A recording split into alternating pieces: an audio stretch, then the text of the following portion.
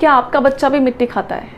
क्योंकि अगर हम अपने आसपास देखते हैं तो हम में से ज़्यादातर लोग ये पाते हैं कि ज़्यादातर बच्चे कुछ सर्टेन टाइम के लिए मिट्टी ज़रूर खाते हैं, और ये बच्चों में बहुत कॉमन प्रॉब्लम है। कुछ बच्चे मिट्टी खाते हैं, वही कुछ बच्चे जो रेत होता है उसको खा जाते हैं, कुछ बच्चे चूना मिट्टी खाते हैं, कुछ बच्चे चौक खाते हैं, तो कुछ बच्चे दीवार की जो पपड़ियाँ होती हैं उसको निकाल निकाल के खाते हैं। सो अगर आपके बच्चे के साथ भी यही प्रॉब्लम है, आपके बच्चे में भी अगर यही सारी क्रेविंग्स हैं, देन डेफिनेटली ये वीडियो आपके लिए काफ़ी ज़्यादा हेल्पफुल होने वाली है। तो सबसे पहले हम डिस्कस कर लेते हैं कि बच्चे मिट्टी खाते क्यों हैं। बेसिकली उसके पीछे 2 रीज़न होते हैं। पहला, बच्चे को हैबिट है, और ये जो हैबिट होती है ये टाइम के साथ चेंज होती जाती हैं।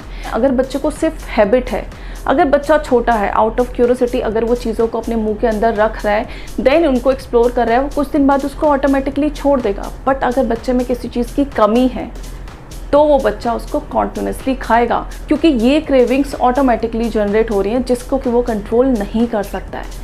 सो दोस्तों, हमारी बॉडी में जब भी कैल्शियम की कमी होती है, जब भी आयरन की कमी होती है, आयरन यानी कि हीमोग्लोबिन की मैं बात कर रही हूँ, जब भी हमारी बॉडी में हीमोग्लोबिन कम होगा, डेफिनेटली हमारी बॉडी में जिंक कम होगा, फॉलेट कम होगा। सो अगर इन चीज़ों की कमी बच्चे में है तो डेफिनेटली वो मिट्टी खाएगा। तो ज़्यादातर केसेस में जैसे ही बच्चों में इन पोषक तत्वों की कमी पूरी हो जाती है, वो अपने आप मिट्टी खाना छोड़ देते हैं। बट कुछ और भी कंडीशंस होती हैं जो कि बच्चे को मिट्टी खाने के लिए मजबूर करती हैं।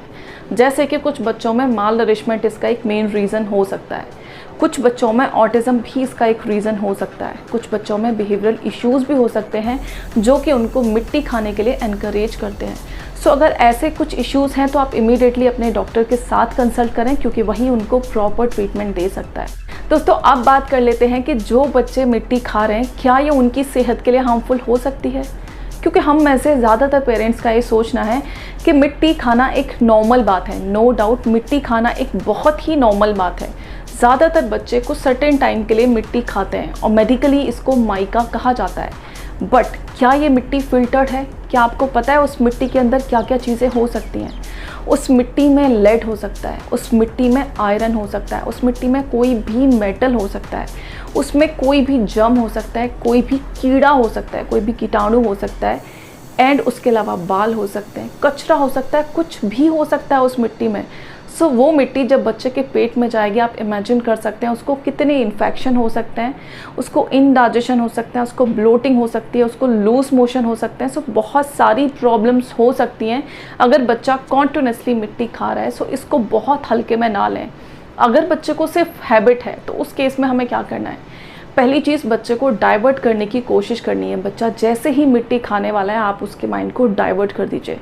बच्चा जैसे ही मिट्टी खा रहा है, आप उसको फेवरेट चीज़ दीजिए जो कि उसको खाना ज़्यादा पसंद है। जब बच्चे को अपना फेवरेट फूड मिल जाएगा तो उसका ध्यान उस मिट्टी की तरफ जाने नहीं वाला है। और तीसरी चीज़, अगर बच्चा कॉन्टिन्यूसली मिट्टी खा रहा है जो कि आउट ऑफ क्यूरोसिटी है, स्टिल आपको उन सारे सोर्सेज को वहाँ से रिमूव करना होगा जहाँ से वो मिट्टी ले रहा है। इन बच्चों को अपनी आंखों के सामने रखना होगा ताकि बच्चे इस चीज़ का फ़ायदा उठा के मिट्टी ना खाएं।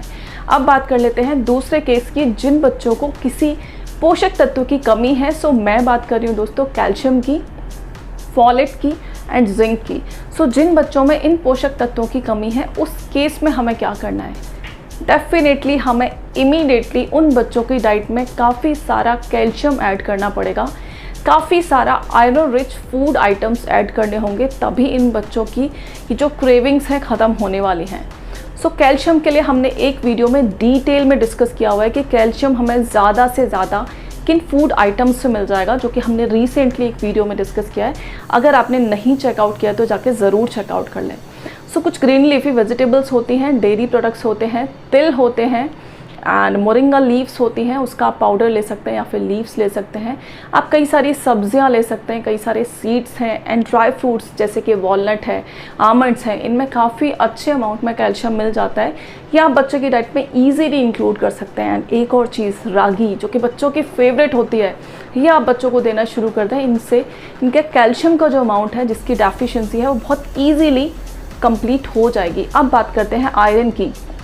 आयरन के लिए हमें बच्चों की डाइट में ग्रीन लीफी वेजिटेबल्स का अमाउंट बढ़ा देना है। उसको आप आटे में गूंद के खिला सकते हैं, आप उसको स्टीम करके उसका रायता बना के दे सकते हैं, आप उसकी प्यूरी बना के दे सकते हैं, आप उसका जूस दे सकते हैं। जिस भी फॉर्म में आपका बच्चा खा सकता है वो सारी चीज़ें आप बच्चे को खिलाइए जिनमें कि आयरन अच्छे अमाउंट में होता है। अब लोगों का मानना है कि आयरन सिर्फ अनार में अच्छा होता है, आयरन सिर्फ पालक में ज़्यादा होता है। नो डाउट पालक में, अनार में काफ़ी अच्छी क्वांटिटी में आयरन होता है, बट खीरा, टमाटर, लोबिया, काले चने, गुड़, इनमें भी काफ़ी अच्छे अमाउंट में आयरन होता है। सो ये सारी चीज़ें भी हम बच्चे की डाइट में ईजिली इंक्लूड कर सकते हैं। उसके अलावा एक और चीज़ है अंजीर, जिसमें कैल्शियम भी काफ़ी अच्छा होता है, उसका आयरन भी काफ़ी अच्छा होता है। उसके अलावा भुने हुए चने, ये सारी चीज़ें हम बच्चों की डाइट में ईजिली ऐड कर सकते हैं जो कि बच्चे की कैल्शियम की एंड आयरन की रिक्वायरमेंट को फुलफिल कर देंगे। दोस्तों अब बात कर लेते हैं कुछ होम रेमेडीज़ की जो कि इस केस में काफ़ी ज़्यादा इफेक्टिव हैं। अगर आप बच्चे को केला और शहद डेली मैश करके 15 दिन तक खिलाते हैं तो आपको एक रिज़ल्ट अपने सामने दिख जाएगा। एंड अगर ये आप 1 महीने तक खिलाते हैं तो बच्चा धीरे धीरे मिट्टी खाना छोड़ देता है। उसके अलावा आप जो अजवाइन होती है उसका पाउडर बना के रख सकते हैं, बच्चे को गुनगुने पानी से दे सकते हैं, या तो सोते टाइम या फिर सुबह उठते ही। अगर बच्चा उस चूरन को नहीं ले पा रहा है, उस पाउडर को नहीं ले पा रहा है, तो आप उसका पानी बना के उस पानी को दे सकते हैं। उस पानी में आपको सिंपली अजवाइन को थोड़ी देर तक बॉईल करना है और उस पानी को बच्चे को पीने के लिए देना है। अगर ऐसा सच बच्चा नहीं पी पा रहा है तो उसमें थोड़ा सा शहद मिला दीजिए। उसके अलावा एक और होम रेमेडी है, आप बच्चे को लौंग का पानी दे सकते हैं। कम से कम बच्चे को ये लौंग का पानी दिन में 2 बार ज़रूर पीना है।